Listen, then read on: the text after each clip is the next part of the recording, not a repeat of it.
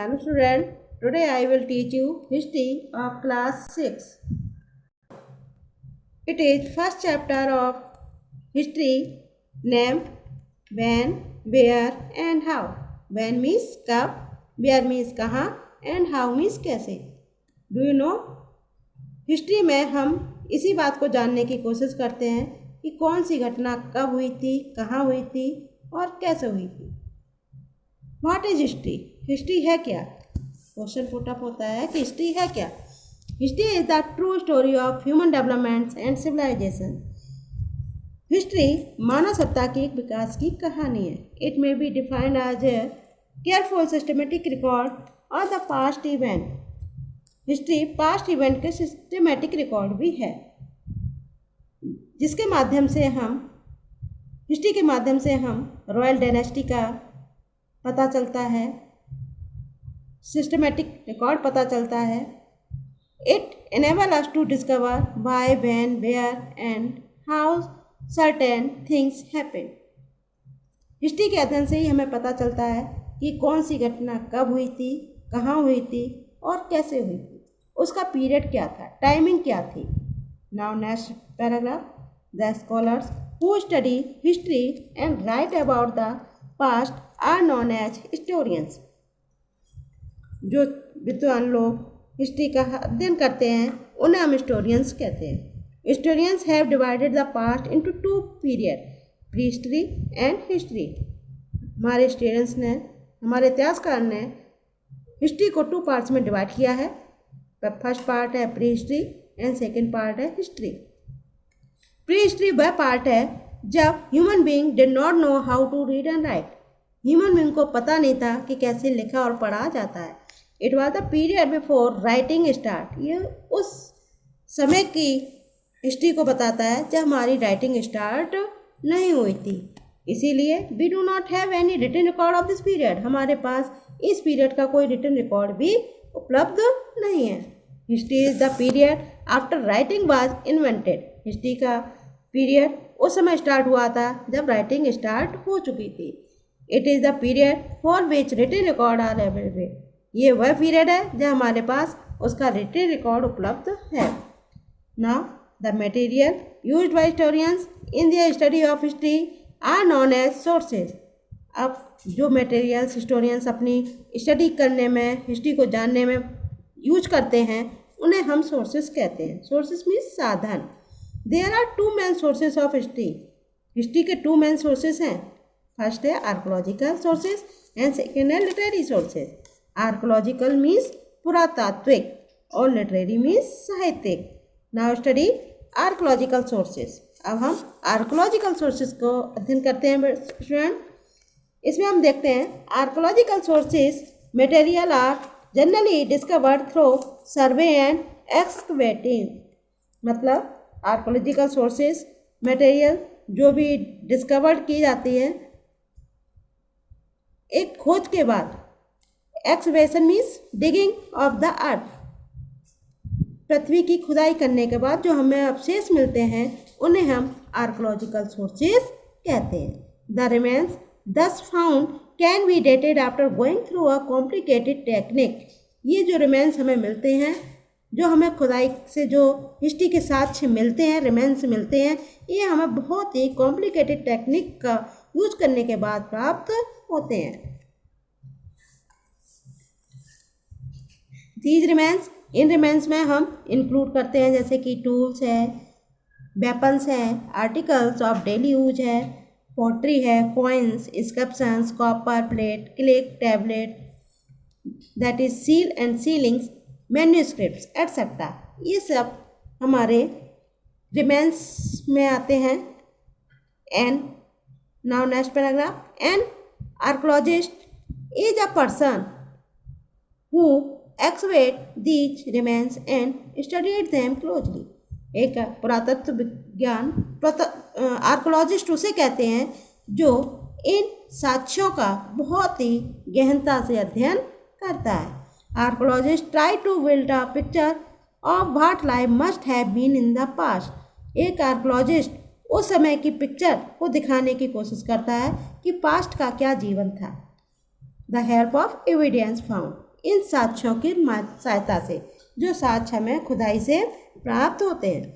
Each archaeological finding tell us a story and help us to unreveal of mysterious of the past. इस प्रकार से एक archaeological एक नई कहानी का पता करता है, एक अनसुलझे रहस्यों को उजागर करता है। Now next paragraph, archaeological sources are useful because they help us where no written record of an era are available. Archaeological sources हमारे लिए उस समय भी बहुत ज़्यादा उपयोगी हो जाते हैं क्योंकि वो हमें उस समय का कोई भी रिटन रिकॉर्ड नहीं होता है, उस पीरियड का हमारे पास कोई भी साक्ष्य मौजूद नहीं होता है। Historians also find these sources useful as they help to verify information found in written record. Historians इन साक्ष्यों को इकट्ठा करते हैं और उनसे यूजफुल सोर्सेज से यूजफुल जानकारियाँ प्राप्त करके उनका रिटन रिकॉर्ड तैयार करते हैं। Okay student, now read coins. Coin means सिक्के। अब हम सिक्कों का अध्ययन करेंगे। सिक्के हमारी आर्थिक स्थिति को दर्शाते हैं। The study of coins is known as numismatics. Study अध्ययन करना, जिस शास्त्र में हम सिक्कों के विषय में जानकारी हासिल करते हैं उसे हम न्यूमिस्टिक्स कहते हैं। The coins throw light on the ancient time. Coins जो है ना, उनको देखकर हमें एंशियंट टाइम के विषय में पता चलता है, प्राचीन समय की जानकारी प्राप्त होती है। The language engraved on them reveal the extant period to which they belong।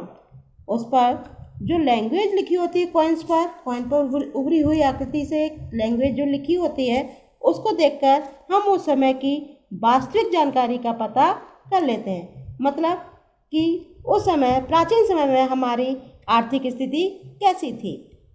The coins of Greek king have been found in the northwest region of India।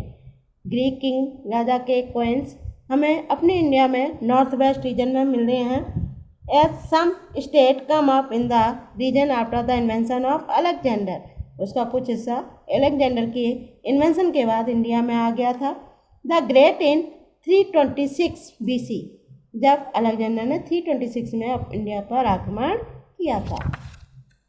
Similarly, ठीक उसी तरह से इन साउथ इंडिया में coin of Roman king के सिक्के have been found indicated trade relation between India and Rome. Roman king के जो सिक्के हैं उस समय की इंडिया और रोम के बीच किस तरह का रिलेशन था, किस तरह का ट्रेड था, इसकी जानकारी हमें देते हैं। Kanishka the great king issued gold coins of the same weight as that of the Roman to avoid trouble in exchange in trade। Kanishka जो एक महान राजा था, उसने सोने के सिक्के चलाए थे। इसलिए चलाए थे मतलब ट्रेड में आने वाली प्रॉब्लम को, ट्रबल्स को दूर करने के लिए। Now I read indict and inscription. Edict means royal commands। Edict means royal command given by rulers। Several edicts of Emperor Ashoka give us a lot of information about his achievement and socio-economic life of people of his time। सम्राट अशोक ने अपनी achievement और लोगों की socio economic life से related बहुत सी जानकारियाँ प्रदान की हैं इसमें। इंस्क्रिप्शंस मीन्स शिलालेख, एक राइटिंग को रिफर्स करता है। एंड टेक्स्ट एक ऐसी writing carved on solid object, जो सॉलिड ऑब्जेक्ट पर कर्व्ड करके लिखी जाती है, like pillars, walls of temple, forts, caves, palace, stones और metal plates etcetera. They provide us with valuable information about many things such as the rulers, the date and extent of their empire, important event and many other important aspects of the particular period। Inscriptions के माध्यम से हमें उस समय के rulers के साम्राज्य की जानकारी आसानी से प्राप्त हो जाती है। Inscriptions are useful as revivals as these were written during the reign of the king and most of them are still intact today. स्कम्पशन हमारे लिए उपयोगी भी हैं और वास्तविक भी हैं, क्योंकि हमें उस समय के रूलर्स की शासन प्रणाली का सही से पता चल जाता है। फॉर एग्जाम्पल, उदाहरण के लिए Junagadh rock inscription of Kharavela, ये कलिंग रूलर की उस समय की रियल इंफॉर्मेशन हमें देते हैं। इंस्क्रिप्शन स्टडी को हम एपिग्राफी के नाम से भी जाने जाते हैं। Now I read add on. Add on में देख पढ़ते हैं। न्यूमनिस्टिक सोसाइटी ऑफ इंडिया की स्थापना 28 दिसंबर 1910 में इलाहाबाद में 6 स्कॉलर्स ग्रुप्स के द्वारा की गई थी। 1923 में स्टेट म्यूजियम लखनऊ इस संस्था का ऑफिस बन गया था। 1933-34 में यह ऑफिस मुंबई के प्रिंस ऑफ वेल्स म्यूजियम में शिफ्ट हो गया था। 1957 में ये office of the society Banaras में इंडोलॉजी कॉलेज में शिफ्ट हो गया था। अब ये department ancient Indian history and archaeology Hindi university है। सोसाइटी ने अपनी बिल्डिंग 1966 में बनाई थी। Now I read artefacts.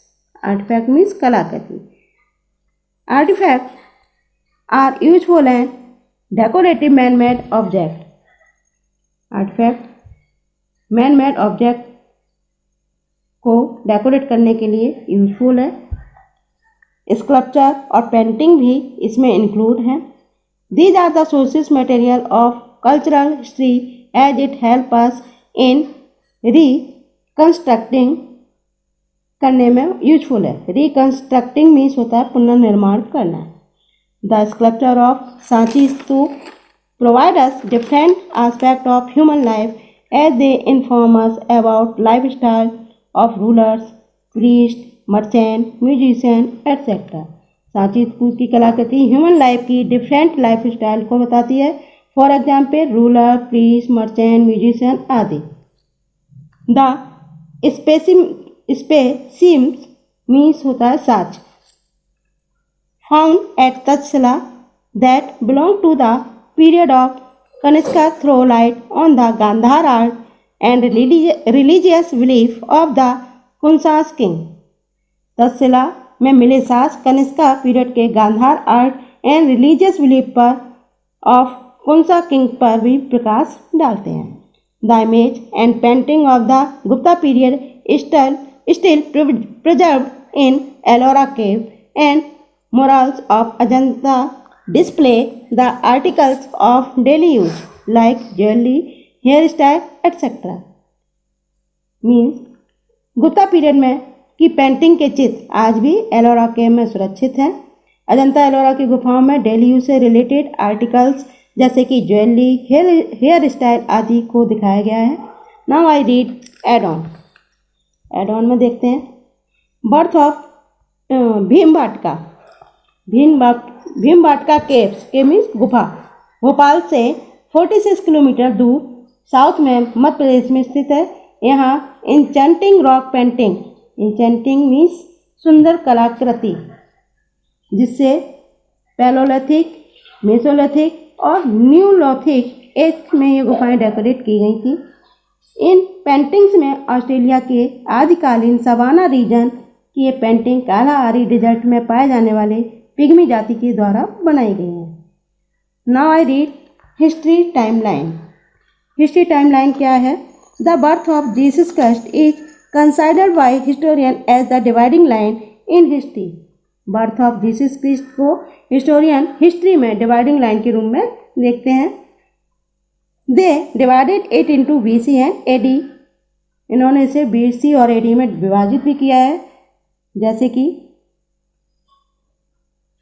BC means before Christ birth and AD means anno domain,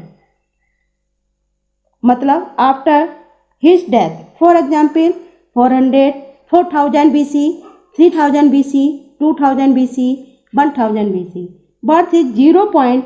इसके बाद की शुरुआत जैसे 1000 AD, 2000 AD, 3000 AD and 4000 AD। Now I read monument. Monument means old building. Old building. Now I read monuments. Monuments are old buildings, fort, palace, temple, और tomb built by different rulers द्वारा बनवाई गई इमारतें। They are useful sources of information which help us understand more about an era or a ruler. ये उपयोगी जानकारी हमें उस समय के रूलर्स और उनसे और अधिक अच्छे से समझने की में सहायक है। The Red Fort in Delhi, Brihadeshwara temple in Tanjore, Taj Mahal in Agra, ये सभी हिस्टोरिकल मॉन्यूमेंट्स में आते हैं। अब हम okay students, thanks. In next video, I will tell you about literary sources material. Okay student, if you like my video, please like, share and subscribe my video and don't forget to press the bell icon.